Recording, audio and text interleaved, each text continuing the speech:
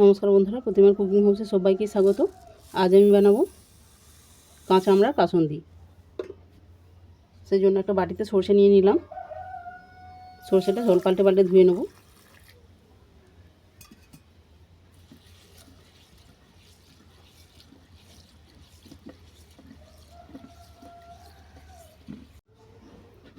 সরষেটা জল পাল্টে পাল্টে ধোয়া হয়ে গেছে। এরপর নিয়ে নিলাম আমড়া।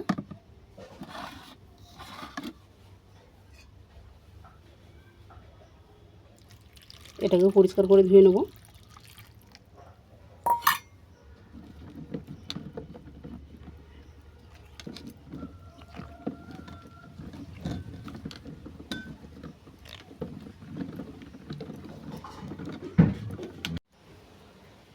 আমরা পরিষ্কার করে ধোয়া হয়ে গেছে।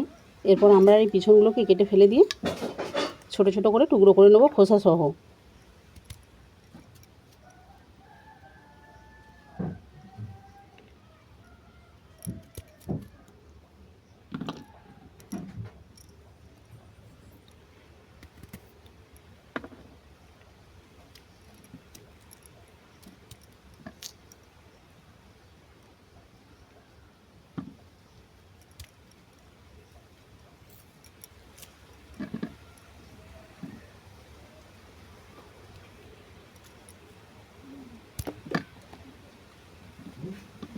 সব আমড়াগুলো আমি একইভাবে কেটে নিচ্ছি।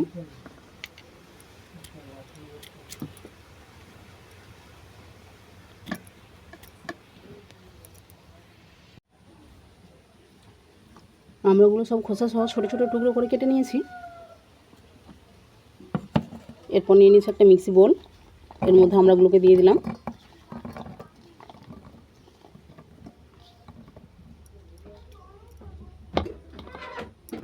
এর মধ্যে দিয়ে দিচ্ছি ধুয়ে রাখা সরষে।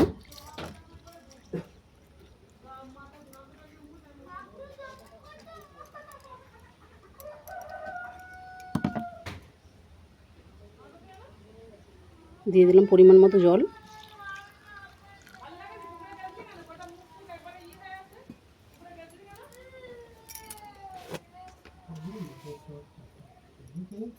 দিলাম স্বাদ মতো লবণ।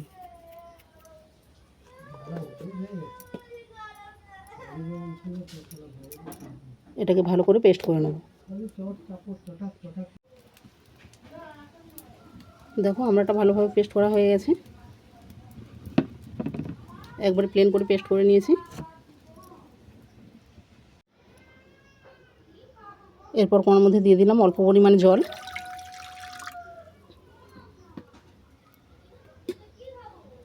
এর মধ্যে দিয়ে দিলাম পেস্ট করা আমড়া।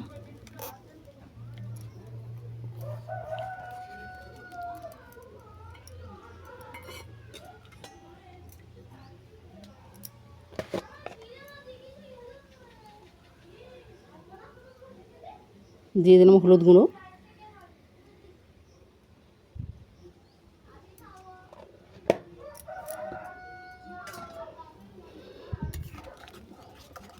হলুদ গুঁড়োটা ভালো করে মিশিয়ে নেব।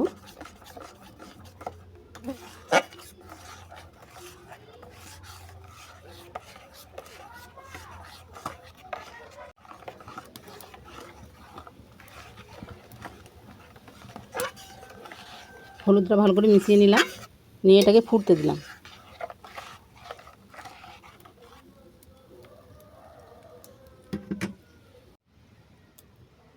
আমরা ভালো করে ফুটে যাওয়ার পর দিয়ে দিলাম পরিমাণ মতো ভিনিগার।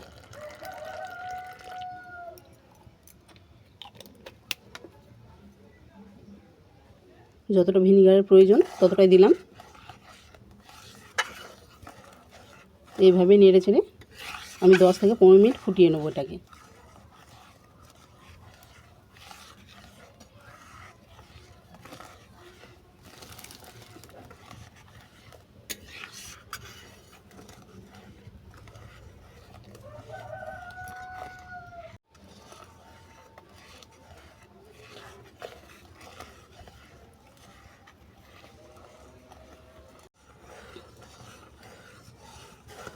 কাসুন্দি ভালো করে ফুটে যাওয়ার পর টেস্ট করে নেবে কতটা লবণের প্রয়োজন আর কতটা ভিনিগারের প্রয়োজন, সেই মতো দেবে।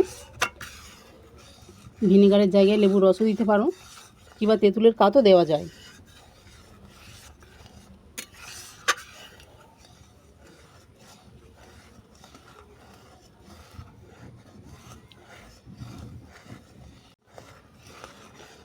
এই পর্যন্ত এসে যদি রেসিপি ভালো লেগে থাকে লাইক কমেন্ট শেয়ার সাবস্ক্রাইব করে দিও, পাশে থাকা বেল আইকনটি প্রেস করে দিও, যাতে করে যে কোনো ভিডিও ছাড়ার সঙ্গে সঙ্গে নোটিফিকেশান তোমাদের কাছে পৌঁছে যায়।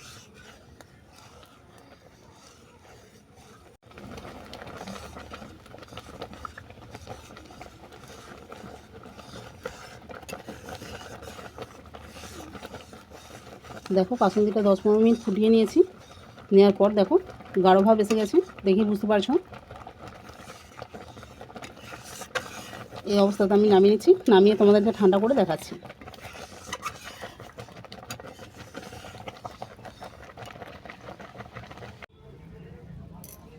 আমড়ার কাসুন্দি তোমাদের কেমন লাগলো আমাকে কমেন্ট করে জানিও। আমি ঠান্ডা করে একটা জারে ভরে নিয়েছি আর একটা বাটিতে ভরেছি। দেখো কত সুন্দর হয়েছে,